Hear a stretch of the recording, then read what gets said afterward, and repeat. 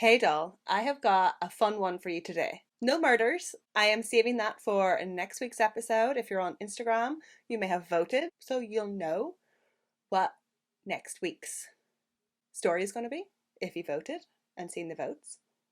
Nobody dies, but it is quite a fun, crazy journey.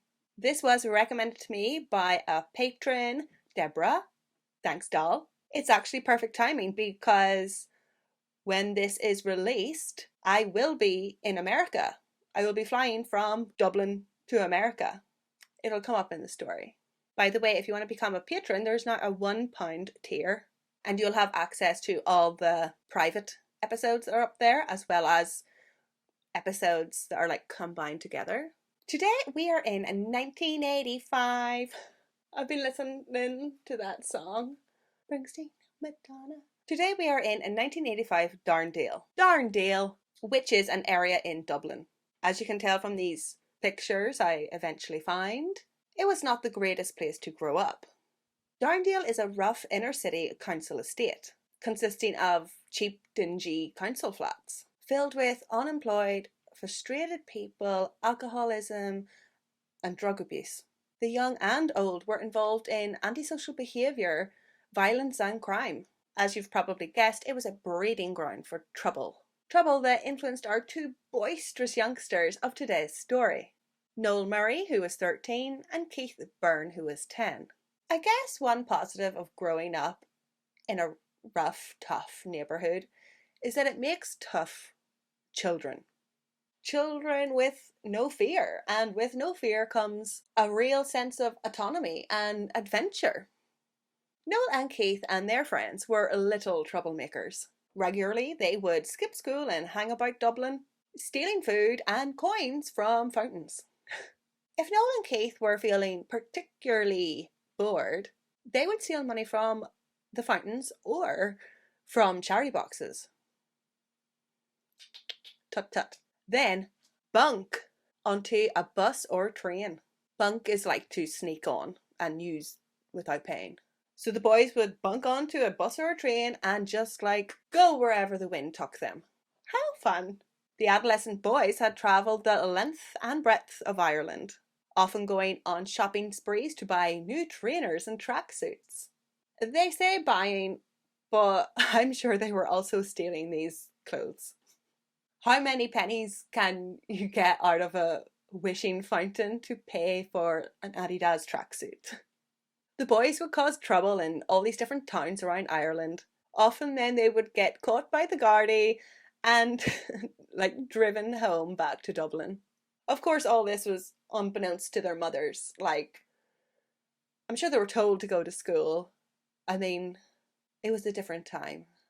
It was just a random Thursday when Keith's mother sent him to the shops to buy potatoes. Typical. On the way back to his house, Keith bumped into his buddy Noel. Noel was always playing outside, most likely avoiding his troubled home of addict parents and siblings.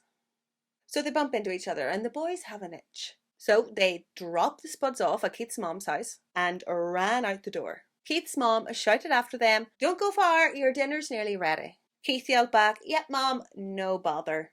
And like that, the boys were off on their greatest adventure yet. They bunked on a bus that took them to the ferry pier in Dunleary.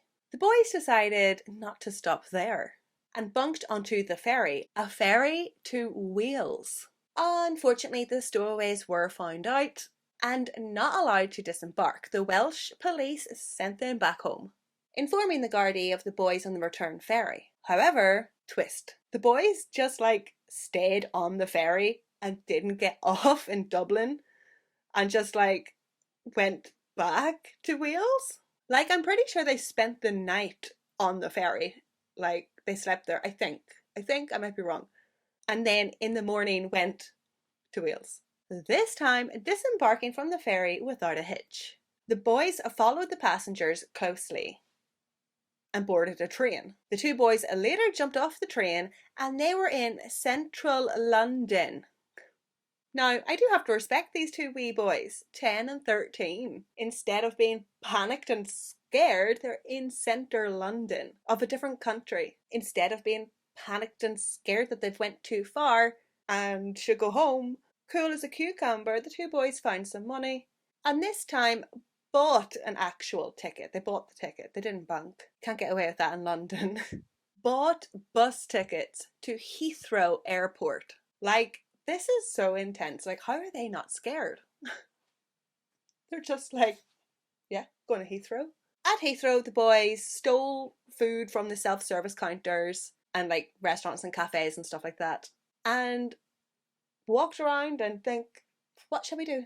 They pondered their next step. What now? They were reading the departure board and one city jumped out at them. New York City. The boys squealed with excitement. This was their chance to go to America and meet their all-time favourite hero, Mr. T. The guy with the mohawk from the A-Team. That guy, that dude.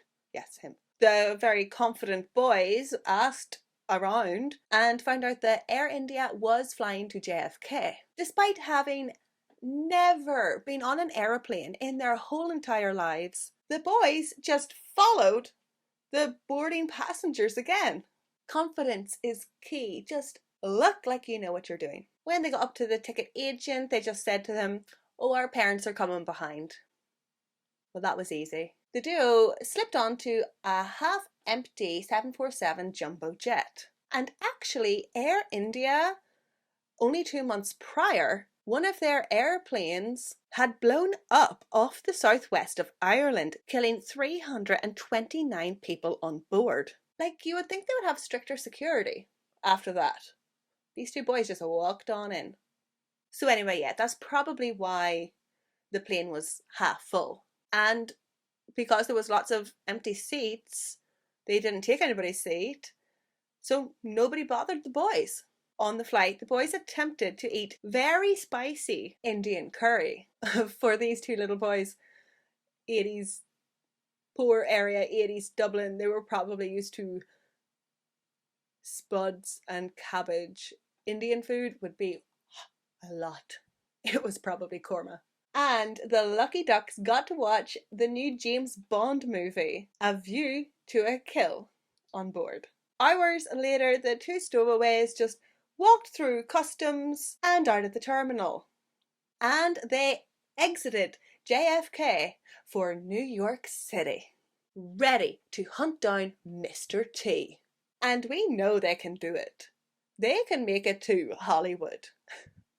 These boys are doers. Outside JFK Airport, the boys approached two nearby coppers, Sergeant White and Sergeant Harrison, and asked them, Mister, how do we get into town? Although obviously not with the Northern Irish accent, with the Dublin accent. Well, the thick Dublin accent alerted the coppers. These two boys were definitely not from the Bronx. And poof, Noel and Keith's ambitious, mischievous adventure came to an end. They were escorted to a police station where the boys immediately became the centre of media attention, making front page news of the New York papers. And the next day it was worldwide. People loved this story. It was mind-blowing. It is. Sergeant Harrison is quoted in one of the papers saying that many security agents had egg on their face. These two children had managed to slip through multiple security checkpoints across 3 different countries. But New York authorities were taking no chances of these little scamps slipping through their fingers too. Sergeant Harrison said that it was the youngest boy, Keith. He was the ringleader. When interviewed by police, the cheeky boys laughed and joked. They didn't take it seriously at all. They didn't care. They had been in police company many a time. Sergeant Harrison lost it and read them the Riot Act, telling them the seriousness of their situation. And he reminded them that they had people who cared for them and loved them and wanted them home safely. Which is true. Noel and Keith's parents were contacted by the justifiably judgmental police officers. And Keith's mother was shocked to hear that the boys, that her son was in America.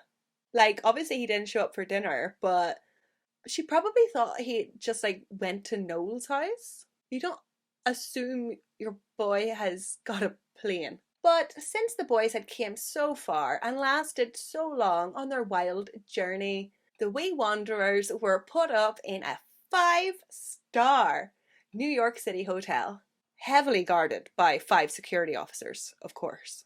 The boys said they felt like kings as they feasted on BLTs and French fries. The next day, they were given spending money and were shown around all the New York City sights. So cute. At least it wasn't all a waste of time and distance. They were then accompanied on board an Aer Lingus flight back to Dublin.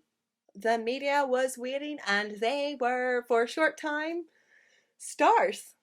40 years later, Keith Byrne and Noel Murray still live in Darndale, Dublin. Although, as with most kids, they have like grown apart. They're not still stealing coins from fountains and charity boxes. Soon after their adventure, Keith went on to private boarding school. I think it was private, but he went on to boarding school. And as an adult, he landed a secure job. He has been with the same partner for 20 years and has 2 kids. Unfortunately for Noel, life did not pan out so smoothly. He was put in a children's home where he became more of a tearaway kid. He became super rebellious, super destructive, and like his parents and siblings, Noel got into drugs and eventually criminality to support his habit. As a teenager, he had warrants out for his arrest and was threatened to be put in Trinity House for Boys. And if he was caught breaking his curfew, he'd be sent to Mountjoy Prison. For poor Noel, 7 members of his family died from drug use. But now he's 50, he is in a recovery program and learning how to live again, which is great. In his narcotics program, everybody calls him New York Noli. The legend lives on. Actually, in more ways than just that. Keith and Noel's Stowaway adventure is set to become a film. The director, who apparently worked alongside Spielberg, said that the adventure is just almost too incredible to believe. He said it's also just the kind of inspiring and uplifting tale I think we could all use a bit more of right now. I'm not sure when Don't Go Far will be released, but I am definitely going to be first in line in the cinema. Thank you for joining me today. I hope you enjoyed this crazy cute little tale. Like and subscribe. Slán!